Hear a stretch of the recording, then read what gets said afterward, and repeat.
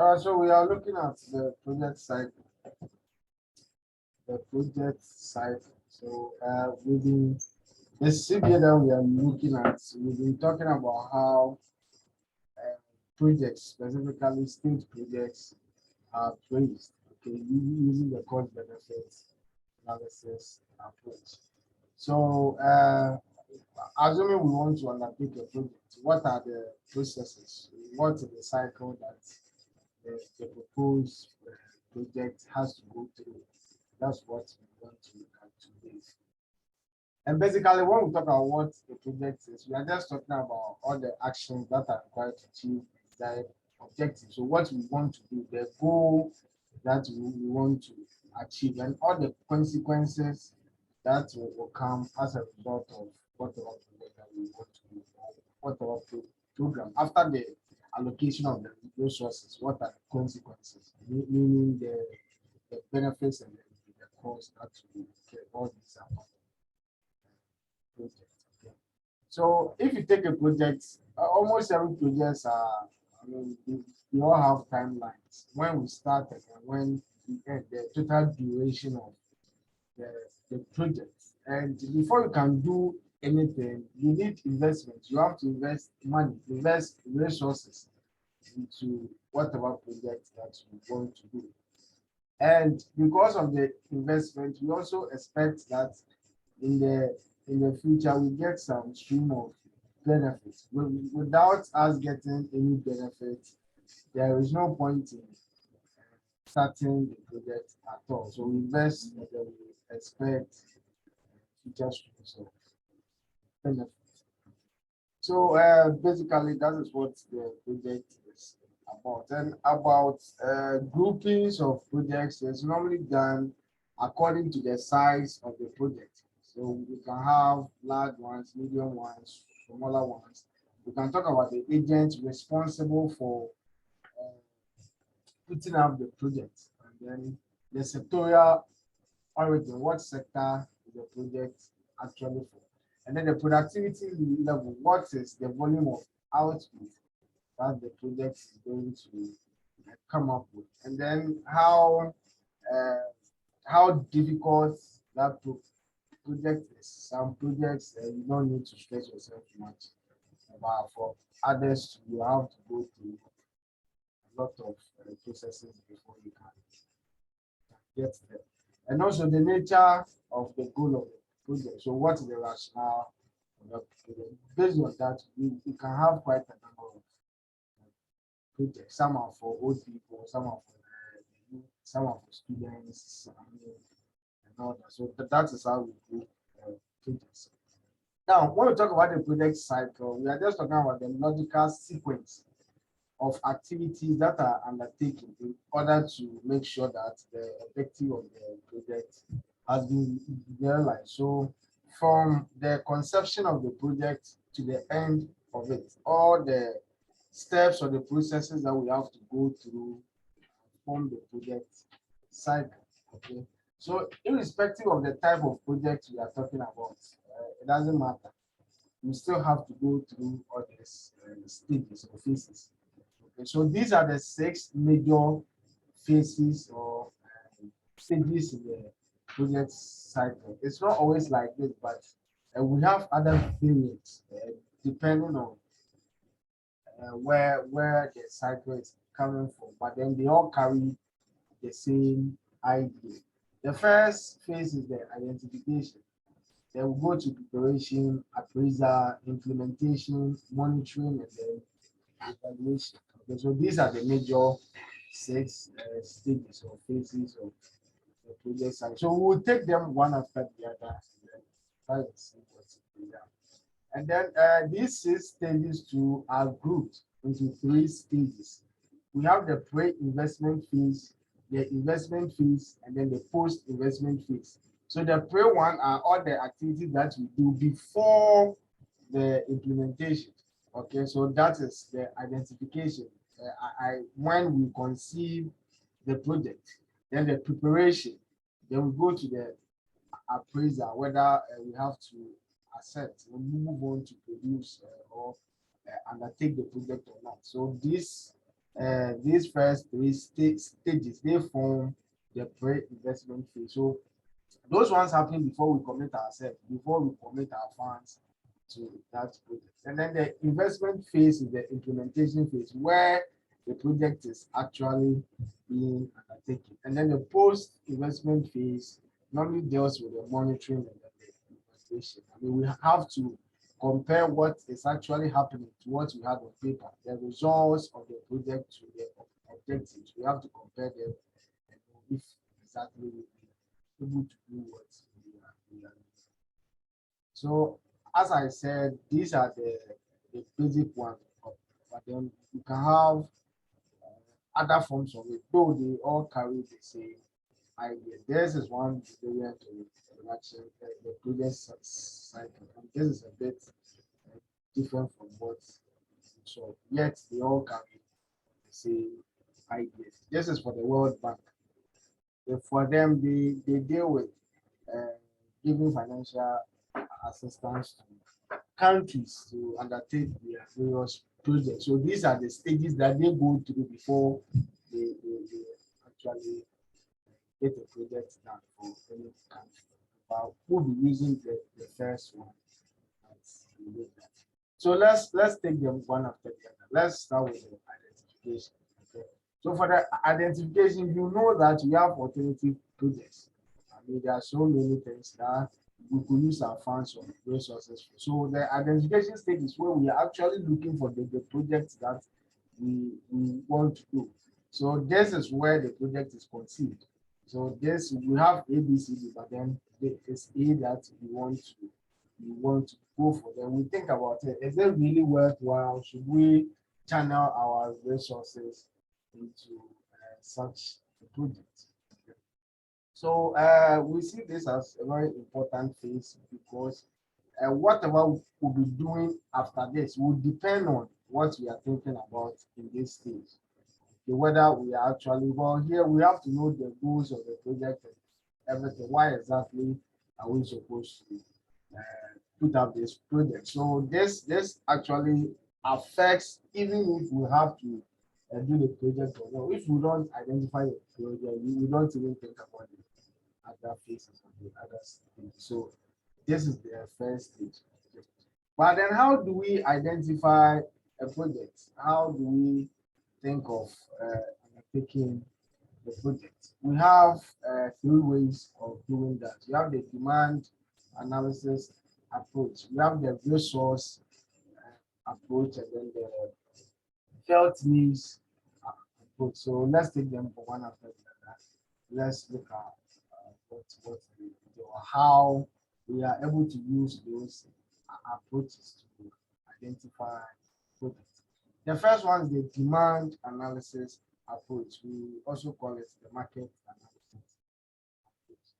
This is basically about demand. When we identify that there is a market for a particular output, okay, if we know that if we are able to undertake such a project, there is demand for it. There's market, a ready market for the output that the project is going to produce. So through the available market or available demand for that, we identify such a project.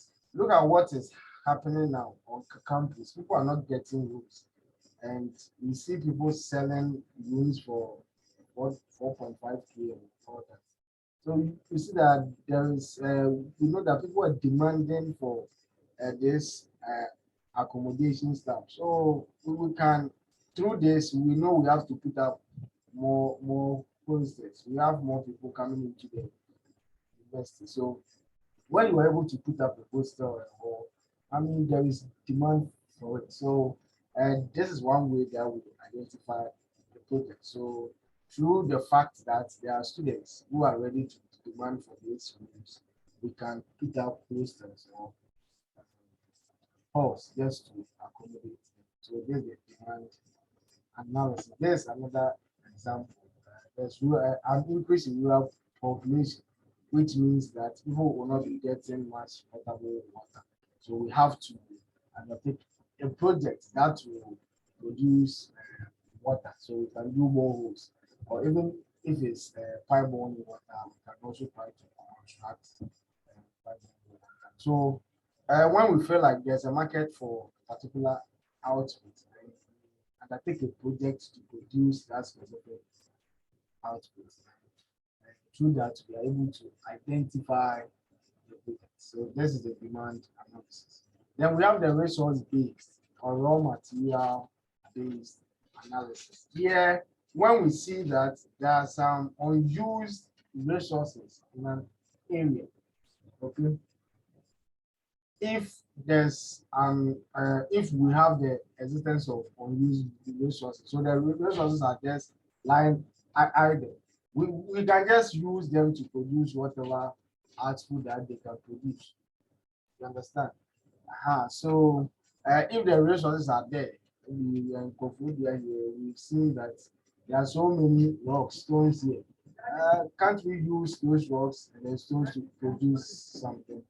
So we can actually also produce or undertake a project because those resources are lying idle. And there's an example. You see that we discovered oil in Ghana. So now because we have the new resources, it has given us the chance to put up new projects. Some are directly linked to oil production, some are also not. And then indirectly, they have something to do with oil production. So whenever we feel like there are resources that we are not using, then through that, we can use those resources to do something. So that is the resource-based approach. And then the last one is the felt need. The felt need. When we know that the society needs something, okay, the society needs something. So this one, the approach is normally based on societal needs. We need something. Okay, so this one basically goes into infrastructural development. We are a farming community. We produce tomatoes. We don't get roads to convey our produce to the market, to the urban centers. We need roads. So the government will have to come in and put up roads. Maybe where we are, we don't have schools there. Our children will have to walk longer distances before they go to school. So we need schools. Okay? We don't have health facilities. The government will have. So when we feel like there is a need for a particular output or product or service, then we're able to identify. So we can either use the market or the demand analysis. We can use the resource base, or we can use the filter to identify projects. This, I hope you understand. Yes, sir. Then we move on to the preparation stage. Okay, now we've been able to identify the project. Here we really have to carefully develop the project. What exactly are we going to do? So here we do a feasibility study to know whether truly the project is viable. Based on the resources that we have, the technology that we have, are we able to do that? So we try to prepare towards the project that we are coming to do. And we prepare the stage for the appraisal stage where we normally actually decide whether the project is worth undertaking. Remember, CBA is a form of appraisal. So when we get to that test stage, that's where we want to know whether we are getting much benefit. If it's CBA we are using, then we know that we are comparing benefits to costs. When benefits outweigh the cost, then we go ahead and do that. But the preparation stage is normally about feasibility studies. Okay.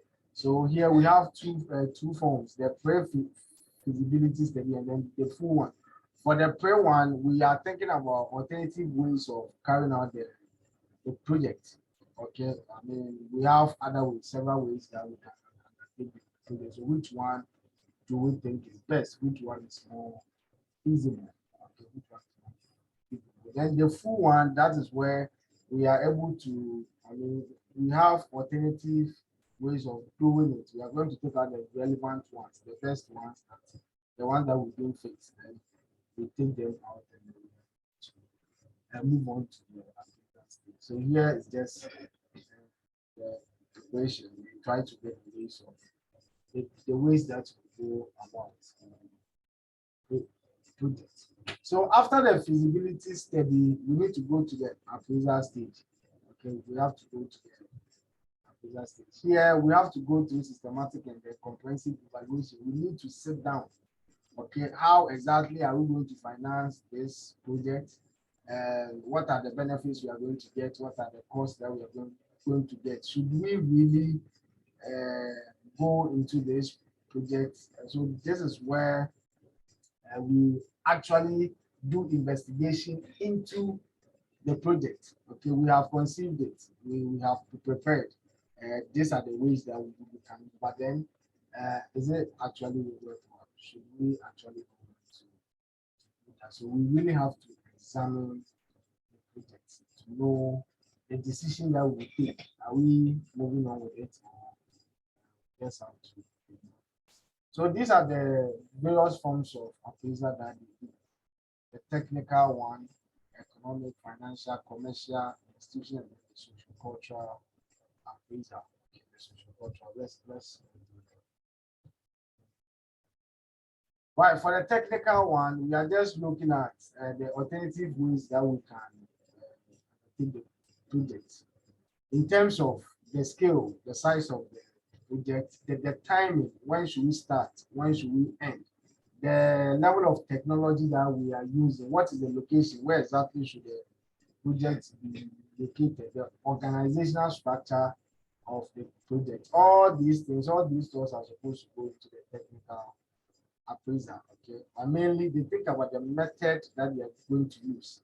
What technology are we going to use to produce whatever output that we want to produce? So based on the project, we will know whether we have to use just a simple form of technology or we have to use advanced ones. They all go into the technical appraiser.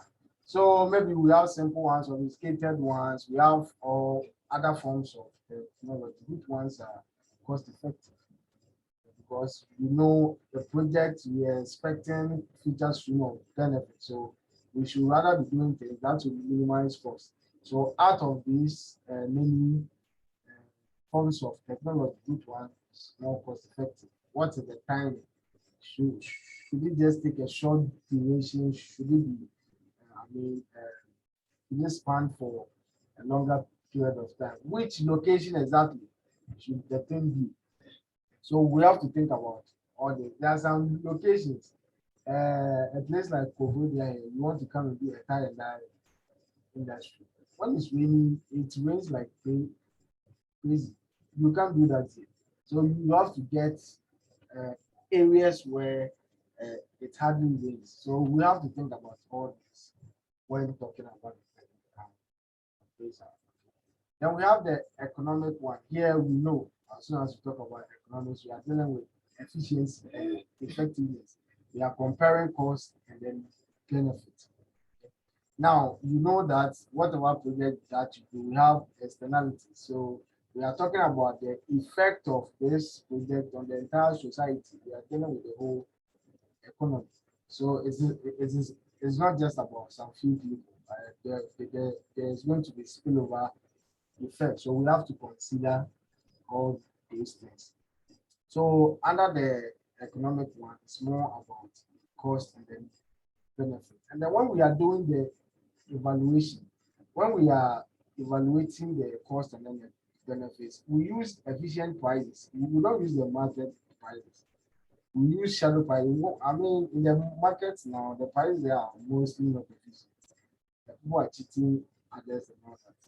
But then when they are doing the economic appraisal, they use shadow prices that would have prevailed under perfect market conditions. So those are the ones that will be. So one deficiency is that under the economic appraisal, they don't take into consideration depreciation, interest, loan repayment, those samples, all those things are not taken into account. But then if you use market prices, it takes into account all those things. If I've gone for a loan and I'm using it to produce something, I mean, I have to make sure that the people who are buying are also paying some of the interest on that loan. if there's a depreciation, then it affects the actual value or price of the output. So the price has to come down. But under the economic appraisal, we just ignore all this because we don't use the market. So this is what happens under the economic appraisal. And then for the financial one, this one too, we are dealing with monetary staffs.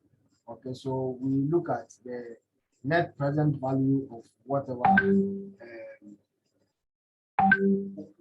project that we want to do. Okay. So here we are talking about the expenditure that we are incurring on the project, and then what are the revenue that we are also going to get from the project. Okay. Just a minute.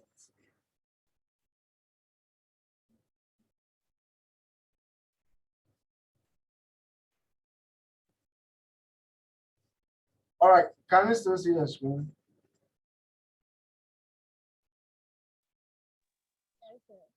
All right. Yes, sir. So here it's more like we are dealing with cash. I mean, and then they also have to look at. You see that before you start the project, you are doing projections. Okay. Now, if the project is going to span for some time, there are some risks. If you remember, we spoke about these things. What is going to be the financial impact if there should be changes in the conditions surrounding the project? There can be some unexpected changes in conditions, and all these things can affect the cost of the project. So you have to actually deal with all these things. Okay. So here is more of how it's talking about the cash, the monetary staffs involved in whatever project that you want to undertake. Okay. These ones, the financial one, as they say, is more into commercial project proposals. Okay, but economic one is more of state something, because for that one, see, we consider almost the entire nation, the entire economy, all the people that will be affected by the project. But for the financial, we are dealing with raw staffs. Okay, we are dealing with the cash and all those things. So that is the financial appraisal. And then the commercial ones who deals with the marketing and then the distribution of the output. We are undertaking a project now. We are producing the output. How do we market it? How do we distribute it? And even before the production of the output, I mean, how do we supply inputs? Okay, we have to take the resources to where we are doing the project. So how do we get those inputs? How do we buy them? How do we get them to produce the output that we are dealing with? Now here, know that the inputs are going to be bought from the market. And then if we have to sell output, we are marketing and selling them in the market as well. So here they use the market prices. So these ones are affected by taxes, depreciation, interest, and all those things. Okay, because we are dealing with goods or services in the actual market, unlike the economic appraisal where we normally use the shadow value. So for the commercial one, we use market prices. All right, and then for the institutional appraisal, we deal with the institutional environment. The project is being executed in an institution. So we have to think about the project, the organizational structure of the project. How do we manage the project? Okay, the staffing. How do we hire people? Okay, we have to think about all these things. How does government policies affect the project that we are talking about? Okay, so this is the institutional appraisal. After the project, maybe we need people to come and work with it, all that. This is the part where we have to think about all this to know the best ways to control the institution. Then we have the social cultural appraisal. You are doing the projects in a community. So the cultural activities of those people, their beliefs and all that, do they support the objectives of the project, or their beliefs are in opposition to whatever goal that the project has? So we have to think about all this. And also we think about the government agenda, what the government is actually looking out for. Is it in line with the objectives of the project? One thing you need to know is that if the cultural beliefs of the people are in contrast to whatever goals that the project has, I mean, it's more likely that the project wouldn't stand. Okay? And now, if you take these third world countries, there are frequent changes in government. So we are undertaking a project under government A. What should we do? What should we set up so that even if there's a change in government, it wouldn't affect the continuity of the project? Okay, so you have to think about all these things. We are talking about the entire society. Okay, so we have to be much more concerned about those national issues. Are we getting people to work?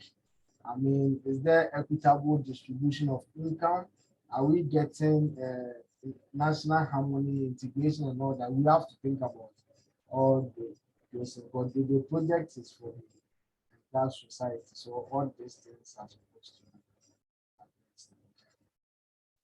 right. Then sources of funds. The government is, if assuming we are doing this project for the government, we need funds. Okay, without funds, no project can be implemented. So the government has two sources of funds: the tax and then the non-tax sources of funds. Okay, for the tax ones, we are just talking about the revenue that are generated from all the forms of taxes, direct and indirect, income tax, property tax, uh, those profit taxes, and then the indirect ones, we are talking about VAT, state tax, excise duties, and all that. So all the revenue that we are able to get from these sources, these go into the tax revenue. And then the non-tax ones are not from the tax, other sources of revenue for government. Examples are the court fines. The state also owns some enterprises, so whatever profit that we get from there. And then when they sell state-owned assets, we get the revenue.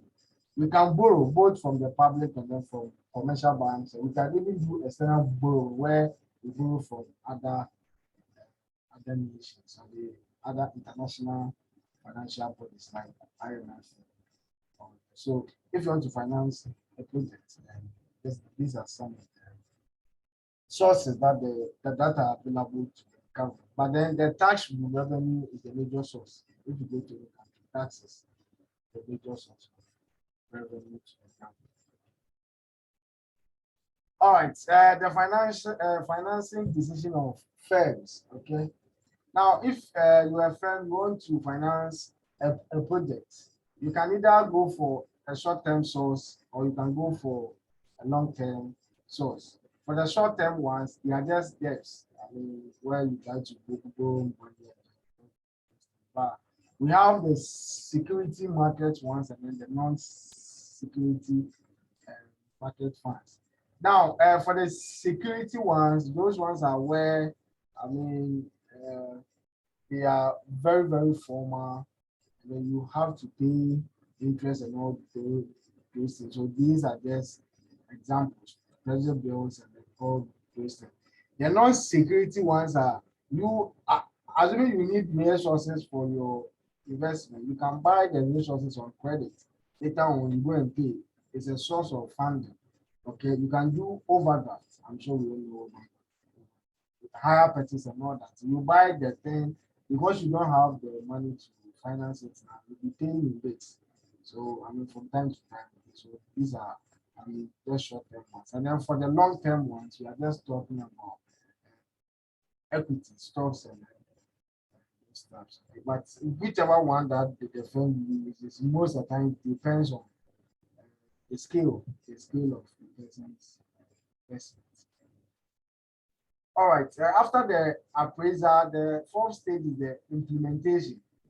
Of course, we are identifying a project because we want to undertake it. Okay, so if after the appraisal we accept that yes, we have to move on, then we have to enter into this stage where the project becomes operational, where we start to actually put out the project. So we have to finance it, put in money, get the resources that we are going to do. So when it starts like this, we need a lot of people on board.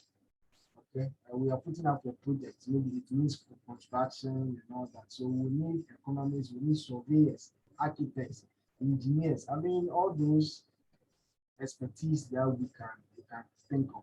But then this stage has to be very flexible because in the real world things are not constant.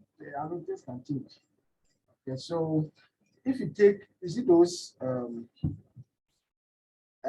contractors that build roads and stuff, what I've heard is that when they are charging, if the actual cost of the road at that time is like 10,000, they will charge like 15,000.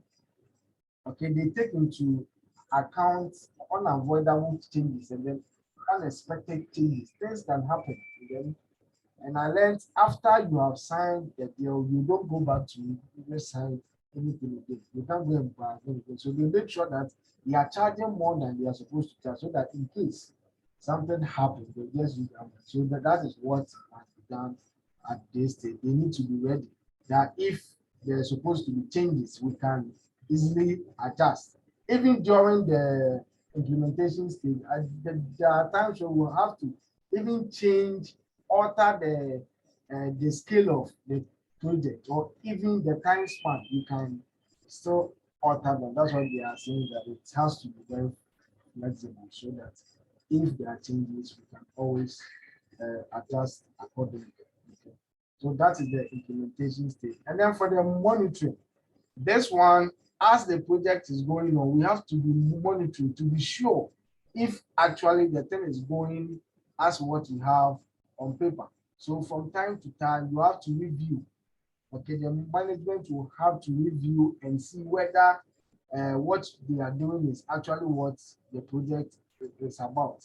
They need to make sure that the resources or the inputs are being delivered on time. They are going there so that we can use them to produce whatever output we want to produce. Not just the transportation of the inputs, but they also have to be in their right quantities. They need to be on time. The time that they've scheduled for work, they must be done on time, no delay. If you don't do that, on paper, the project will be about jollof rice. By the time they finish, it will be oil rice. If you don't monitor, you know how our folks are. Buy cement, 10 bags, you buy 5 bags, and then embezzle the 5 bags. You see? So you have to be monitoring. So the things are for monitoring, it can last for the entire duration of the project. You start from A to B, from A to Z, I mean from the onset to the time that the project is over. So it's like there's no end. So far as the project is ongoing, we have to be monitoring. Okay, we have to be monitoring. And the last stage is the evaluation. We are done with the project. We have to evaluate it to know whether what we actually wanted to do is what has been done. Okay, so we compare the objectives or the rationale of the project to what we have been able to achieve. We wanted to prepare the jollof rice and chicken. We need to see after they are done cooking, are we actually getting the jollof rice and the chicken, or it was jollof rice and then egg because there was no chicken? When you do that, you are able to know if we're actually able to get what we're looking for. Okay. So evaluation in most cases is done once. It's done once. We are able to know if the project was a success or was a failure. We do it once. Unlike monitoring, where it has to be done throughout the course of the project. But for evaluation, we just do it once. And That one is able to give us information, knowledge for future projects. So we wanted to do this and this and that. We gave it to this group of people, and this is what they've done. If it was a success, then the next time we want to undertake another project, we know what to do. But then if it was a failure in the future, we also know what to do. So monitoring, we do it continuously, but for evaluation, we just do it once. And then that is at the end of the project. So these are the stages of or the cycle that the project goes through. Please, any question? Any question? These are just stuff that you have to consider when dealing with the project. If the project to be more efficient, you have to think about some of these things. So please, in your free time, you can try and go over these things. How relevant is the project? Is the project feasible? Can we sustain it with time?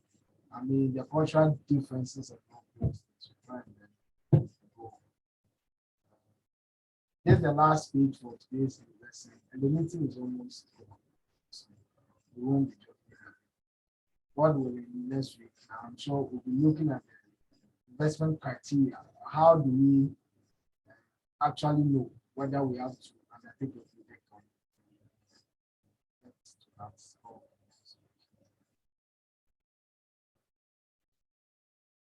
All right, so God should keep us.